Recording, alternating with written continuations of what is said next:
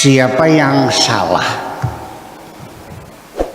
Kita jangan menunjuk dulu, tapi dalam proses perjalanan bergulirnya peradaban Islam itu lebih banyak yang mengawal adalah para fuqaha dibandingkan ulama. Yang maksud saya ulama itu para saintis, ilmuwan, cendekiawan. Dalam persaingannya para ilmuwan meninggalnya mengenaskan semua kok. Dibantai oleh para fuqaha itu. Yang dituduh zindik, dituduh musyrik segala macam. Iya. Ya nasibnya Ibnu Rusdi, Ibnu Sina, Ibnu Baja, Ibnu Tufel. Para ilmuwan itu juga matinya mengenaskan semua. Iya. Jadi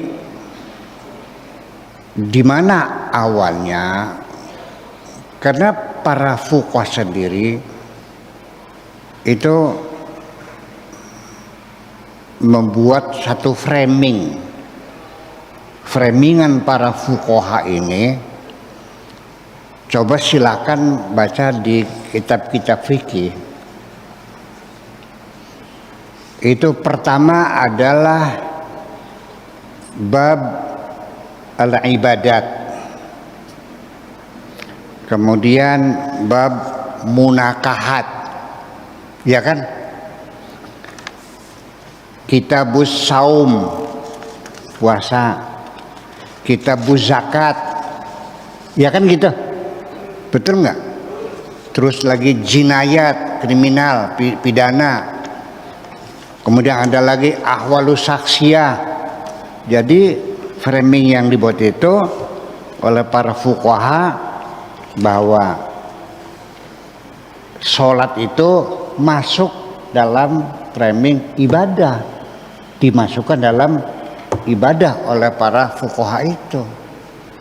Dari mulai wudunya, tayamumnya, ya kan, sholatnya dan sebagainya itu masuk bab ibadah. Nah itu.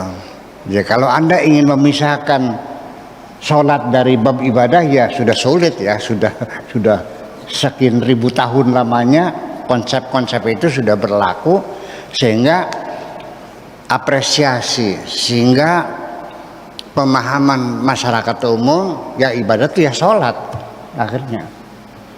Sebenarnya ketika orang bertanya, Pak Kiai mohon doa, minta apa? Ya supaya warung saya laris, kanggo sangu ibadah, kanggo sangu buat bekal ibadah. Pasti yang dimaksudkan adalah sholat.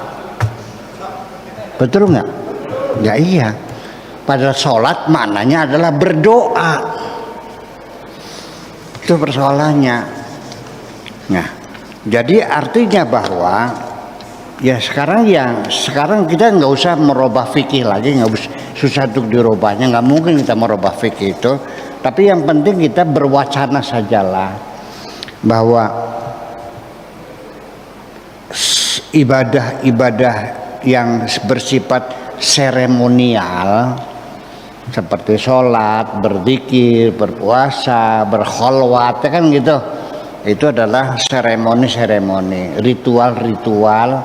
Itu adalah tempatnya berbeda dengan ibadah yang bersifat sosial. Ya, yang menghantarkan kita mendekatkan diri kepada Tuhan tuh mana yang lebih efektif? Apakah kita memperbanyak sholat ataukah kita banyak menolong orang-orang yang susah di alam dunia ini? Cok, iya dong, iya dong, betul nggak? Nah, kenapa kamu memilih sholat untuk mendekatkan diri kepada Tuhan? Karena biayanya murah, nggak perlu duit.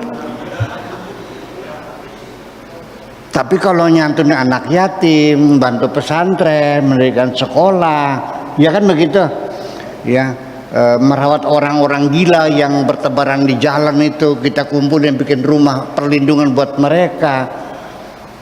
Ya, anak-anak yatim yang cerdas-cerdas suruh sekolah, biayanya miliar-miliar. Ya, ngambil uang dari kantong nih berat. Kalau sholat nggak perlu duit. Ambil air wudhu bayar nggak? Enggak kan? Iya, masuk masjid beli karcis nggak? Gratis. Ya gitu, jadi barangnya masih ada, luru gratisan bayiku aja. Mencari yang gratis-gratis saja dengan tidak mengurangi.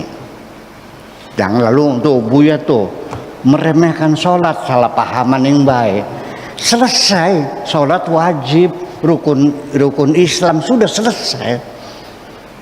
Tetapi dalam sering saya katakan bahwa orang yang ingin ketemu Tuhan dengan memperbanyak puasa, banyak sholat, mencari mursyid kemana-mana, masuk gunung, keluar gunung, masuk hutan, keluar hutan, ke padang pasir mencari mursyid, pengen ketemu Tuhan, sampai akhirnya mati tidak berhasil, dipersalahkan oleh Tuhannya sendiri. Kamu salah mencari aku ke gunung-gunung, ke hutan-hutan, dia nggak bakal ketemu. Coba kamu tengok tetangga kamu yang sakit, kau berikan obat kepada orang yang sakit, engkau sudah ketemu dengan aku kok. Coba kamu datangi temanmu yang meninggal dunia, kau antarkan ke kuburan, sudah ketemu sejak dulu. Salah kamu mencari aku aja ke hutan-hutan. Itu artinya bahwa ibadah sosial itu jalan yang paling mulus untuk menghantarkan kita kepada Tuhan. Percaya nggak? Ada satu kedamaian dan kebahagiaan dalam dirimu ketika engkau berbuat baik kepada sesama. Yuk kita coba besok Anda kasih uang sama anak yatim, nggak usah banyak deh, 10.000 aja. Nah sini 10.000. Kayak apa dia? Sumringah, gembira, menari-nari. Tataplah wajah anak yatim yang sangat gembira mendapat uang 10.000 itu. Engkau akan merasakan betapa bahagia masuk juga dalam dirimu itu. Iya, kebahagiaan itu kalau dibagikan semakin besar. Betul nggak? Kalau kesusahan dibagikan semakin kecil. Iya, tapi juga semu juga sih. Nah itulah masalahnya. Jadi akhirnya kita fikih tetap bahwa sholat termasuk bab ibadah fikih, tetapi pikiran kita sekarang mulai dibangun bahwa ibadah itu bukan jenis pekerjaannya. Jangan kau katakan bahwa sholat ibadah, kalau macul kerja, ngaji Quran ibadah, kalau ngajar matematika kerja. Betul nggak? Nah, ini kan dikotomi itu kan itu persepsi Anda. Persepsi Anda sendiri yang membuat garis demarkasi dikotomi mana ibadah mana kerja. Kita menjadi terjebak nantinya. Jadi orang karena dia itu sholatnya hanya hari Jumat saja, sehari-hari tidak pernah sholat berjamaah, ya, pagi jam 4 sudah ke sawah, pulang larut malam. Masya Allah, orang kok gila-gila, hubud dunia, ya, mencari harta berlebih-lebihan sampai nggak inget sholat. Kita merendahkan orang semacam itu. Nanti dulu, belum final menilai orang semacam itu. Jangan kau anggap hanya engkau yang beribadah, tapi dia itu yang jauh dari masjid, tiap hari di sawah. Nanti dulu, belum selesai. Mana yang hebat di mata Allah? Yuk kita lihat. Ya, kamu yang di masjid sholat bersama tiap hari, rebutan kotak masjid. Dia yang tiap hari ke sawah mencari uang, tetapi setelah uang ada di kantongnya, dia bagikan kepada anak-anak yatim. dia bantu banyak pesantren. Jadi siapa yang lebih beribadah? Iya. Jadi kalau orang lagi berusaha, semangat yang luar biasa, jangan dulu dituduh hubud dunya. Nanti setelah jadi uang dan uang ada di kantong, baru kita bisa menilai dia itu orang yang beribadah atau orang yang hubud dunya. Itu aja persoalannya kok. Setuju gak begitu? Ya udah. Tetapi jangan sampai salah pengertian bahwa Buya Syakur meremehkan sholat. Enggak, itu mah sudah selesai. Sholat mah sudah rukun Islam yang keberapa? Syahadat, sholat, zakat, puasa, haji. Rukun Islam yang kedua, hukumnya wajib. Sudah selesai, sepakat. Ya kan begitu. Nah, tetapi jangan kamu beranggapan dengan sholat Anda dijamin masuk.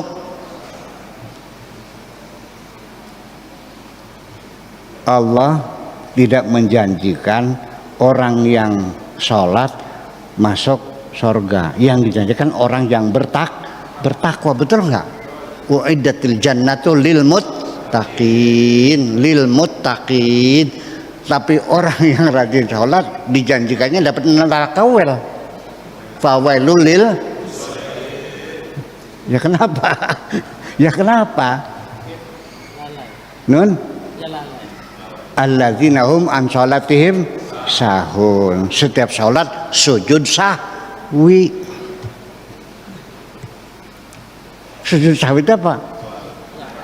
Iya, karena lalai. 3 rakaat atau 4 rakaat. Iya, berdiri lagi, duduk lagi, 3 atau 4. Jengal-jengal kayak senggot. Ya kan begitu. Sampai kadang-kadang kamu lupa, saya sudah baca Fatihah belum? Setiap salatnya begitu, an salatihim sahun. Itu persoalannya. Kemudian apa? Wa yamnaunal maun. Enggan, tidak mau menolong orang, medit. Sembahyang tapi kalau nyumbang orang yurauna, kepengen dilihat orang. Kalau sodako ngajak wartawan 40, dipoto cepet diekspos. Betul nggak? Nah itu persoalannya. Jadi artinya kita kembali lagi, kita tidak bisa merubah pola pikir fikih, sudah begitu. Kita juga menegur di babus siam, ya di kitabnya babus siam ya, atau babus saum. Di fikihnya sama babus siam, babus siam ya. Tapi kamu kalau niatnya gimana? Nawa itu sama iya. Kemudian juga fikih takjil, nggak ada dalam Al-Qurannya takjil itu. Ya adanya yang ada itu malah justru menunggu sampai malam sempurna.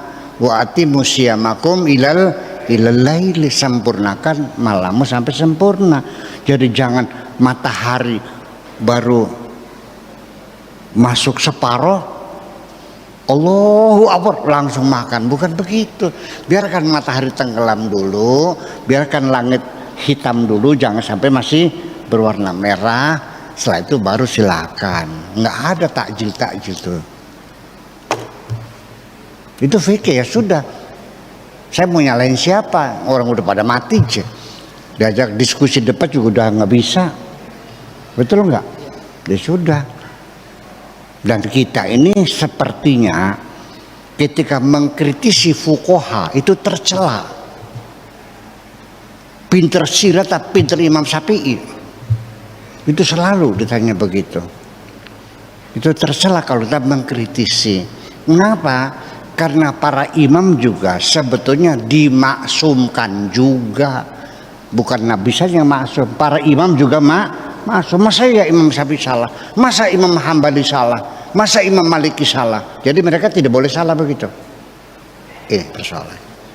Sekalipun Anda mengatakan imam tidak maksum, Ya, Anda mengatakan orang Syiah itu keliru ketika memaksumkan imamnya, tetapi ternyata kamu juga prakteknya memaksumkan juga kok. Jujur Pak, iya boleh. Itu persoalannya. Ya, jadi itu persoalannya. Ya biarlah itu dalam pikiran kita bahwa sholat apakah bagian dari ibadah atau bukan. Yang penting begini saja kesimpulan saya, apapun yang kau lakukan, baik sholat, baik puasa, baik sodako, nyantuin anak yatim, jadi tentara, jadi pegawai negeri, jadi bupati, jadi gubernur, jadi anggota Dewan Perwakilan Rakyat, apapun yang kau lakukan di dunia, ketika yang jadi majikanmu, bosmu, ya adalah Allah, semuanya untuk Allah, maka apapun yang kau lakukan semuanya adalah ibadah. Itu aja. Makasih.